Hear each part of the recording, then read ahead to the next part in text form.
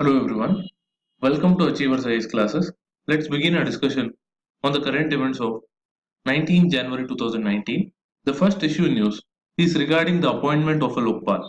As we discussed yesterday, the Supreme Court has set a deadline for the 8-member search committee to recommend a panel of names before the end of February. This shortlisted candidates has to be sent to the selection committee headed by the Prime Minister for the appointment of a Lokpal, which has been pending for 5 years since the Lokpal Act was passed in 2013. The search committee was only formed in September 2018 after a petition filed by an NGO Common Cause against the government over its delay in constituting the Lokpal despite a Supreme Court verdict in April 2017. What is to be considered here is the search committee requires some groundwork as its composition has to be drawn from diverse fields such as anti-corruption, public administration, law, banking and insurance, and also half its membership should consist of women, backward classes, minority and SC/ST candidates. Also, the search committee has been handicapped because of the lack of office space, manpower, infrastructure and a secretariat which are needed for its effective functioning.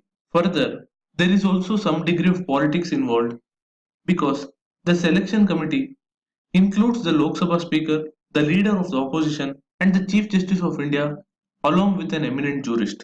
But the leader of the opposition has been skipping the meetings because he is considered as a special invitee and not as a full time member.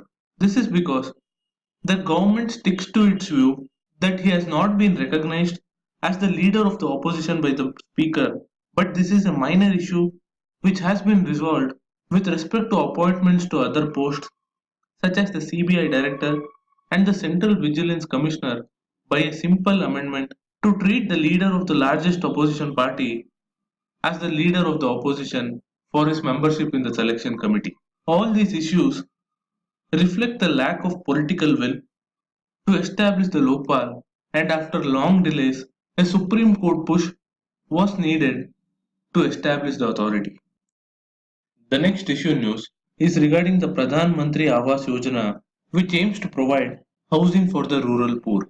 As per the recent reports, the scheme has achieved only 66% of its target to complete 1 crore houses in the fiscal year, but the Ministry of Rural Development is still hopeful that it would be able to achieve the target because about 15 lakh homes have reached the late stages of construction and therefore can be completed on time.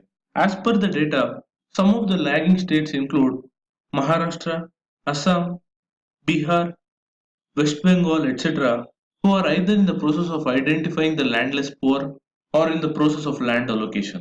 On that note, let's move to the next issue, which is regarding the Great Indian Bustard. The Great Indian Bustard is the state bird of Rajasthan and is considered as a critically endangered species.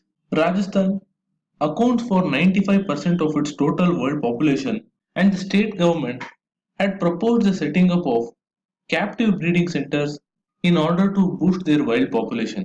However, activists argue that no progress had been made on this proposal, therefore demanding appropriate steps to be taken by the government.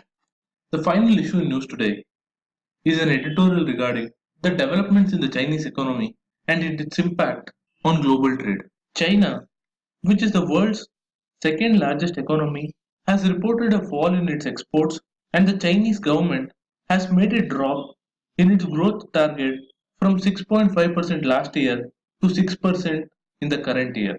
Further, China's trade surplus with the US has increased, which is likely to put added pressure on the Chinese exports to the US. China's factory activity has also contracted to a 2-year low, which is also reflected in the drop in the demand for cars, thereby pointing to the falling demand from Chinese consumers. Also, leading players like Apple, Jaguar Land Rover, and other companies have warned of weak earnings due to the slowdown in their sales in China, which has great implications for the global growth. What is to be noted here is China has been struggling to transit from its earlier growth model, which was led by cheap exports and huge capital investments, into a more domestic consumption-led economy, and in the recent times, the Chinese central bank had tried to control the cheap debt which had fueled its impressive growth run. A point to be noted here is, even though China wants to move towards consumption-led growth, the state has been wary of allowing economic sectors like real estate, which were earlier boosted by the availability of cheap credit, to be driven by market forces.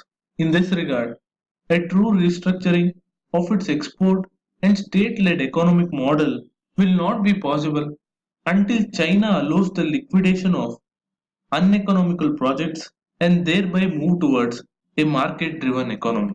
China's capacity to manage its economic transition therefore has implication to the global economy, and it remains to be seen what steps China takes in achieving its goal. On that note, I'm wrapping up today's news analysis. Do like, share and comment to support this initiative. Thank you for watching. Have a nice day.